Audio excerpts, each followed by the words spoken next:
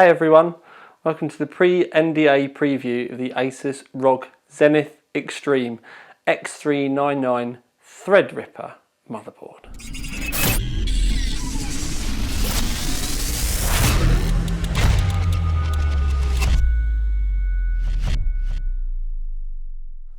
So yes, you are all excited, that's why you're here, but so am I. So I'm going to have to keep myself on point because there are a lot of things I'm not allowed to say because they are still under NDA and I really do not want to be having to take this video down. So we'll get to the board, but I want to look inside what actually comes with the box as well because there is a lot of bits and bobs that we do need to talk about. First of all is one of your two M.2 mounts. This is very much like what you may have seen on the older Apex board from Asus. Just in case you're wondering, the SSD doesn't come with it, but it's just on there so that you can see it. There's also some temperature outs that you can hook up as well with thermal probes, and you can even turn the lights on and off with the little headers here. Literally pop them across. Something else that comes in the box is a GPU support. I said with the Tough board I reviewed recently, I hoped that they would bring this out onto other motherboards. So this is actually a very positive thing and I'm very happy to see. Something that a lot of you are going to like is this. Yes, it's a ROG tiny USB stick, but it's got the drivers on. So no more dodgy CDs or anything like that. Now this is kind of cool, but what you do need to remember, boys and girls, is if you're going back to start your system, rebuild it or whatever, a few months after launch, just download the latest drivers from the website because they do get updated quite regularly. Other big thing that comes in the box is this. Now this is a 10 gigabit Ethernet add-in card. Now just so that you're aware, this isn't going to make your internet faster, but if you've got the rest of the stuff like a switch and maybe another 10G item on your internal home network, it will speed that up. I run ROG 10G between my server, my home server and my main rig, and I get 1.1 gigabits a second across the network. Now that used to be 128, yeah, about 120, so it's gone literally northbound. You can transfer files absolutely rapidly with that. That's the bracket from the CPU, that's the cap from the CPU. You do get some your wireless dongles. They're stand-up ones now. You get two of them and they come with a stand as well. And you drop this in there and it stands up like that. It looks a bit like a shark fin. You get two of those in there. One, I'm looking for SATA cables now. Two, right, so there's 6 SATA cables in total. There is your addressable RGB cable here, and you can get addressable RGBs from CableMod.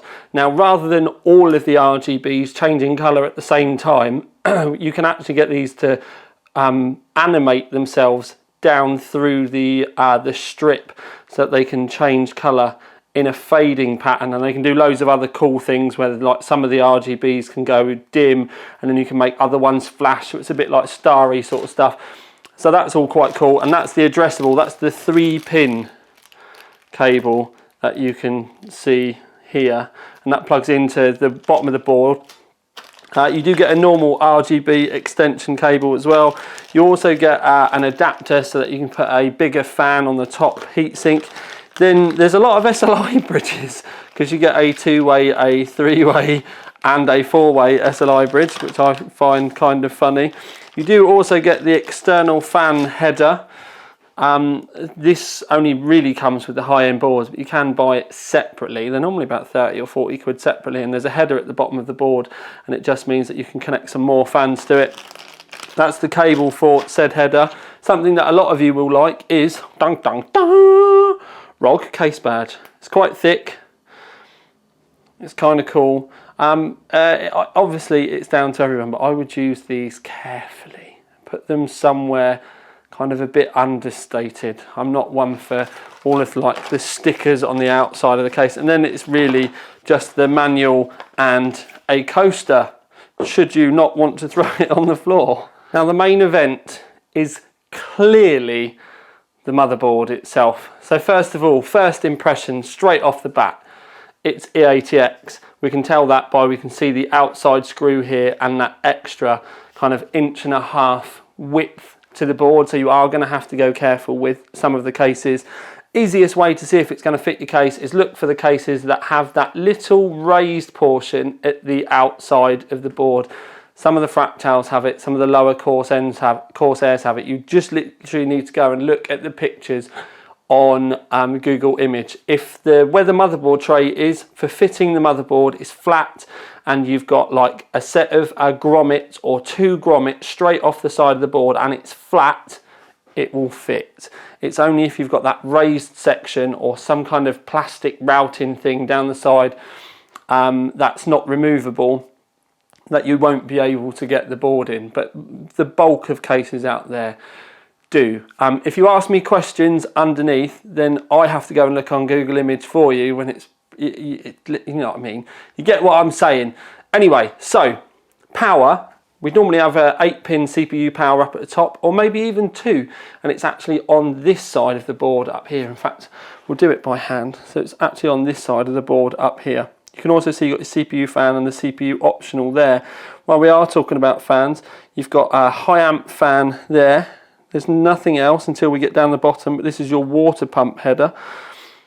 This is a 2 amp water pump header as well. It will run at 100%, so if you're looking for a fan header to plug a high-speed fan into, then this is actually quite a good one because it will natively just run at 100%. So if you're looking for something to hang over a graphics card, add some extra cooling somewhere, this is a really good one to chuck it into. Then you've got another fan here, and they're calling this one Chassis Fan Header 2, and then there's another one just hidden, just in there. And then that's it. I was genuinely expecting more fans, if I'm honest. Up on this top corner though, you can see that you've got the WB sensor, that's your water block sensor. Now this is the same that was on the X370, so the Ryzen Crosshair Extreme. And there will be boards coming out for these. We do know that there are going to be some coming from Bits Power, but you can bet your bottom dollar that EK will jump in on it as well, and then that will mean that you'll have all kinds of extra sensors that you can bundle in on this and be able to read through the board, which is all kind of cool.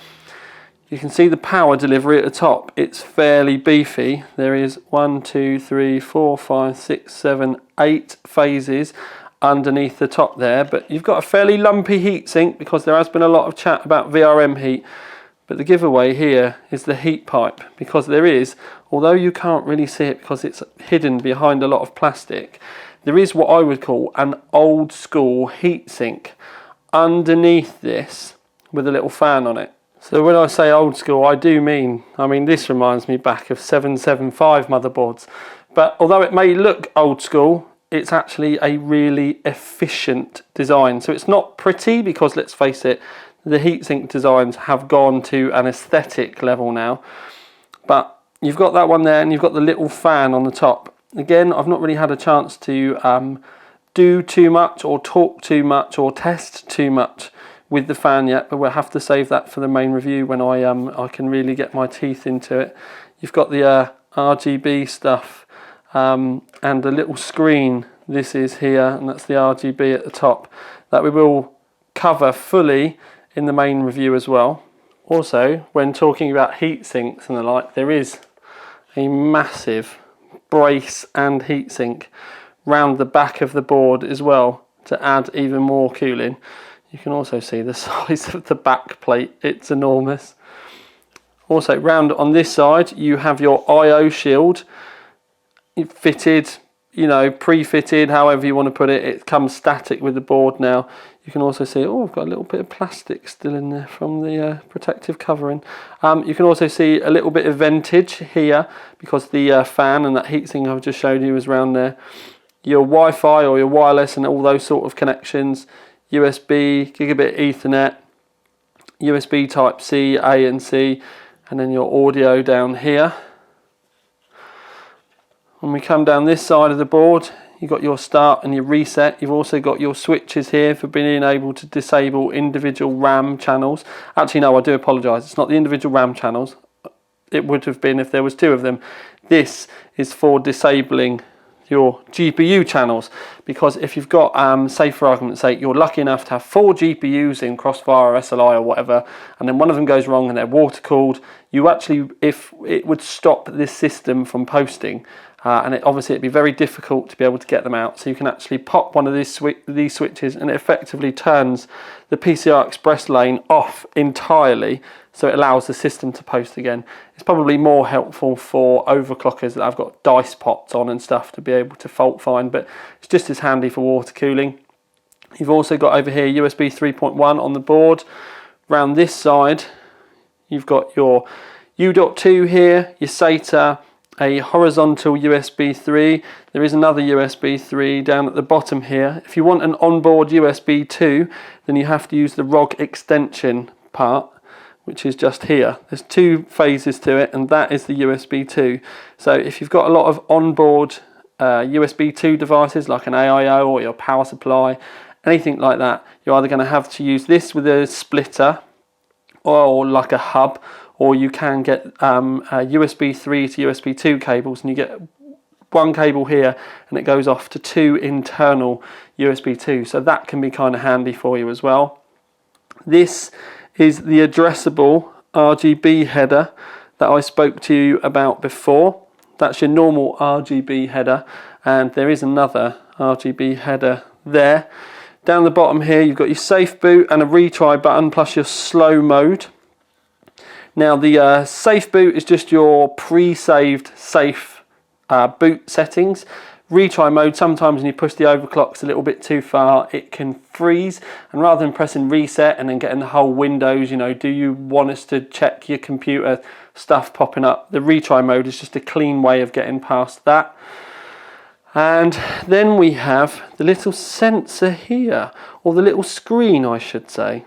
Okay, so I'm not sure whether I meant to show you it all built, but anyway, you can see down the outside of the board, you can see the RGBs down the side, much like the Rampage Edition 10, so that's a kind of a nice funky feature. That's also what's underneath the backplate. You can also see the RGB down the heatsink down here. Now it's all kind of, where there's multiple layers to it, that's why you get that very gradual fade, which looks kind of cool. And you've also got the RGB up here. Also up on that section you have the little display screen, which you can program to show whatever you want within some of the software. I've not actually got as far as to looking into that in any great depth yet, because I've just really genuinely not had the time. But as you can see, it's got the CPU temperature showing on it at the moment, and when you first turn it on and you go through the post process, it brings the post processes up on that screen as well.